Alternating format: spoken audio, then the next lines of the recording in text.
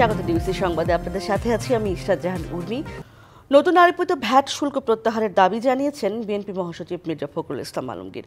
বাজেয়াপ্ত সম্পদের ব্যবহার নিশ্চিতের পাশাপাশি কালো টাকা উদ্ধারেরও তাগিদ দেন তিনি।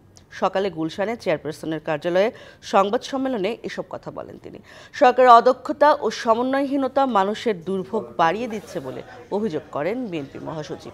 অর্থনৈতিক অস্থিতিশীলতার মধ্যেও সরকার নতুনভাবে ভ্যাট বাড়ানোয় জনজীবনে চাপ বাড়বে বলেও মত তার। প্রত্যক্ষ কর না বাড়িয়ে পরোক্ষ কর বাড়ানোর আহ্বান জানিয়ে তিনি বলেন, বর্তমানে সরকারের খরচ কমানোর দিকে নজর দেওয়া উচিত। আওয়ামী লীগ উন্নয়ন বাজেটের 40% লুটপাট করেছে এমন অভিযোগও করেন মির্জা ফখরুল।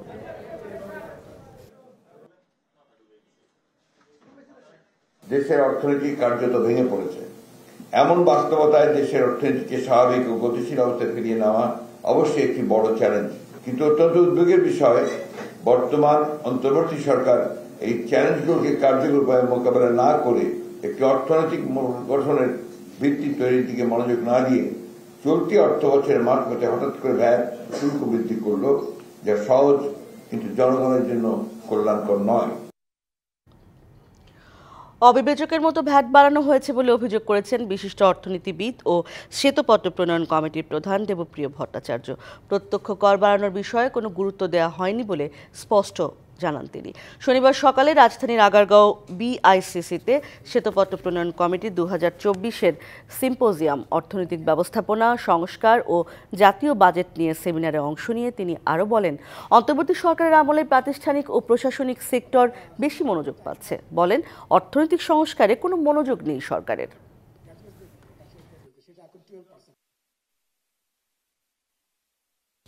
আমরা দেখলাম না কোনো প্রত্যক্ষ কর আহরণের জন্য কোনো পরিকল্পনা। যারা টিআইএন আছে কিন্তু যারা ট্যাক্স দেয় না তাদের প্রতি কি আচরণ করা হবে তার কিন্তু কোনো পরিকল্পনা এলো না। অর্থাৎ আপনি পরোক্ষ করের দিকে আগে গেলেন প্রত্যক্ষ করকে বাদ রেখে। আমাদের এটা চিন্তিত করেছে। আমাদের জ্বালানি পরিস্থিতি নিয়ে আমরা দুশ্চিন্তায় থাকি। গ্যাসের সরবরাহ এবং আগামী বড় মৌসুম এবং গরমের মধ্যে আমার জ্বালানি পরিস্থিতি আরো জটিল হবে এইরকম আশঙ্কা করা হচ্ছে।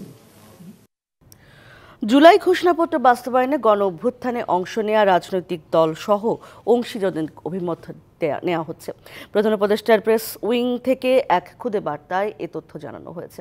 চিঠিতে মতামত পাঠাতে হবে প্রধান উপদেষ্টার কার্যালয় বরাবর। আগামী 23শে জানুয়ারি পর্যন্ত অভিমত জানানো যাবে। মতামত পর্যালোচনা করে সংশোধিত ও সবার কাছে গ্রহণযোগ্য ঘোষণাপত্র প্রস্তুত করা হবে এবং খুব তাড়াতাড়ি ঘোষণা করা হবে বলেও জানানো হয় ওই খুদে বার্তায়। এর আগে জুলাই গণঅভ্যুত্থানে ঘোষণাপত্র নিয়ে বৃহস্পতিবার ফরেন সার্ভিস একাডেমিতে প্রধান উপদেষ্টা ডক্টর মোহাম্মদ ইউনূসের নেতৃত্বে সর্বদলীয় বৈঠক অনুষ্ঠিত হয়।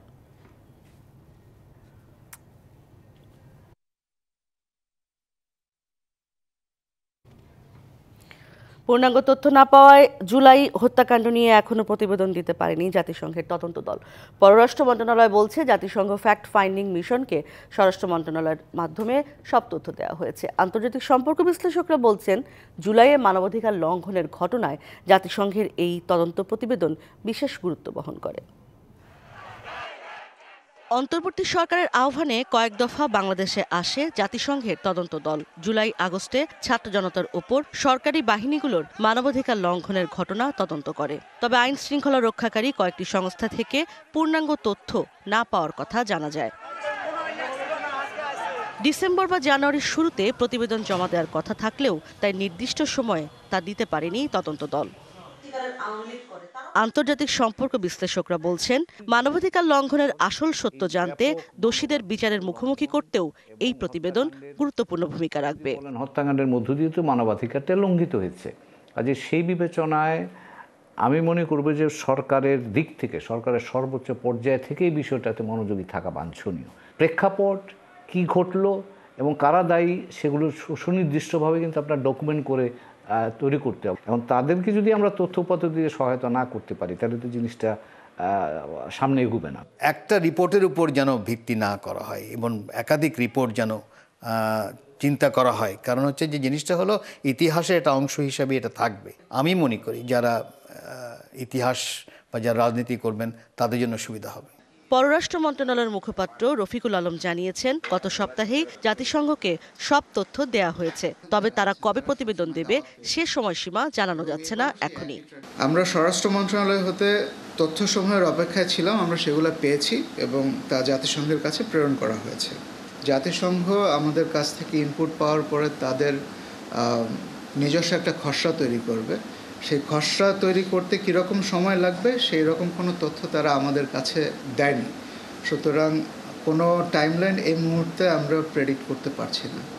বাংলাদেশের কাছে 16 ধরনের তথ্য চেয়েছিল জাতিসংঘের তদন্ত দল। সব তথ্য দেয়া হয়েছে কিনা সে বিষয়েও রয়ে গেছে ধোঁয়াশা। ইশরাত জাহান উর্মি, ডিবিসি নিউজ, ঢাকা। প্রতিদিনই শারীরিক অবস্থার উন্নতি হচ্ছে বিএনপি চেয়ারপারসন বেগম খালেদা জিয়ার। চলছে বিভিন্ন পরীক্ষা নিরীক্ষা। আগের চেয়ে কিছুটা সুস্থ আছেন ও হাসি খুশি রয়েছেন তিনি। স্থানীয় সময় শুক্রবার মায়ের শারীরিক অবস্থার খোঁজ নিতে দ্য লন্ডন ক্লিনিকে যান পুত্র তারেক রহমান ও তার স্ত্রী জোবায়দা রহমান। এ সময় তার সুস্থতা কামনা করে দেশবাসীর কাছে দোয়া কামনা করেন বিএনপির ভারপ্রাপ্ত চেয়ারম্যান। আজ লন্ডনে যুক্তরাজ্যের স্থানীয় সময় দুপুর 1টায় বেগম খালেদা জিয়ার চিকিৎসা নিয়ে বিস্তারিত জানানো হবে বলে জানিয়েছেন বিএনপি চেয়ারপারসনের ব্যক্তিগত চিকিৎসক doctor AZM Zahid Hossain. Bangladesh financial intelligence unit BFIEU এর সাবেক প্রধান মাসুদ বিশ্বাসকে গ্রেফতার করেছে দুদক। শুক্রবার মধ্যরাতে ঢাকা মহানগর গোয়েন্দা পুলিশের একটি দলের সহযোগিতায় তাকে গ্রেফতার করে দুদক। এর আগে 1,47,72,00,000 টাকার জ্ঞাত আয় বহির্ভূত সম্পদ অর্জনের অভিযোগে মামলা হয় মাসুদ বিশ্বাসের বিরুদ্ধে। ওই মামলায় তাকে গ্রেফতার দেখানো হয়। দুদকের তদন্ত সংশ্লিষ্টরা জানিয়েছেন, ঢাকার বিভিন্ন জায়গায় মাসুদ বিশ্বাসের নামে জমি ও ফ্ল্যাট থাকার তথ্য মিলেছে। তদন্তে তা খতিয়ে দেখা হবে। অনিয়ম দুর্নীতির মাধ্যমে অঢেল সম্পদ ও অর্থ পাচারের অভিযোগ পাওয়ার পর গত 25শে সেপ্টেম্বর মাসুদ বিশ্বাসের বিরুদ্ধে অনুসন্ধানের কথা জানায় দুদক। কমিশনার উপপরিচালক গুলশান আনোয়ার প্রধানের নেতৃত্বে 4 সদস্যের একটি দলকে এই অনুসন্ধানের দায়িত্ব দেওয়া হয়। গ্যাস লাইটার বিস্ফোরণে জাতীয় কবি কাজী নজরুল ইসলামের কনিষ্ঠ নাতি বাবুল কাজী দগ্ধ হয়েছেন। সকাল 6:45টার দিকে আশঙ্কাজনক অবস্থায় তাকে ঢাকার জাতীয় বার্ন ও প্লাস্টিক সার্জারি ইনস্টিটিউটে ভর্তি করা হয়েছে। ইনস্টিটিউটের জরুরি বিভাগে আবাসিক চিকিৎসক জানান, ভোর 5টার দিকে বনানীর বাসার বাথরুমে গ্যাস লাইটার বিস্ফোরণে আহত হন তিনি। পরে গুরুতর আহত অবস্থায় বার্ন ইনস্টিটিউট নিয়ে আনা হয় তাকে। তার শরীরের 74% পুড়ে গেছে, পুড়েছে শ্বাসনালীও। আশঙ্কাজনক অবস্থায় বর্তমানে তিনি ICUতে ভর্তি রয়েছেন। আবৃত্তিকার কাজী সব্যসাচী ও উমা কাজীর 3 সন্তানের মধ্যে সবার ছোট বাবুল কাজী। খেলার খবর, মালয়েশিয়ায় আজ পর্দা উঠল অনূর্ধ্ব-19 নারী T20 বিশ্বকাপের। উদ্বোধনী দিনেই নেপালের বিপক্ষে মাঠে নামছে বাংলাদেশ। ম্যাচটি শুরু হবে দুপুর 12:30টায়। গেল ডিসেম্বরে নারী অনূর্ধ্ব-19 T20 এশিয়া কাপে রানার্স আপ হয়েছিল বাংলাদেশ। ফাইনালে ভারতের কাছে হেরেছিল তারা। এবার T20 বিশ্বকাপে ভালো করতে আত্মবিশ্বাসী জুনিয়র টাইগ্রেসরা। 2023 সালে সাউথ আফ্রিকার মাটিতে প্রথমবারের মতো অনুষ্ঠিত হয়েছিল নারী অনূর্ধ্ব-19 T20 বিশ্বকাপ। আগের মতোই এবারও 4 গ্রুপে অংশ নিচ্ছে 16টি দল। ডি গ্রুপে বাংলাদেশের প্রতিপক্ষ অস্ট্রেলিয়া, নেপাল ও স্কটল্যান্ড। সিলেটের স্ট্রাইকার্সের অনুশীলনে বাংলাদেশি বংশোদ্ভূত 3 ফরাসি ক্রিকেটার। শুনতে অবাক লাগলেও ঘটনা সত্যি।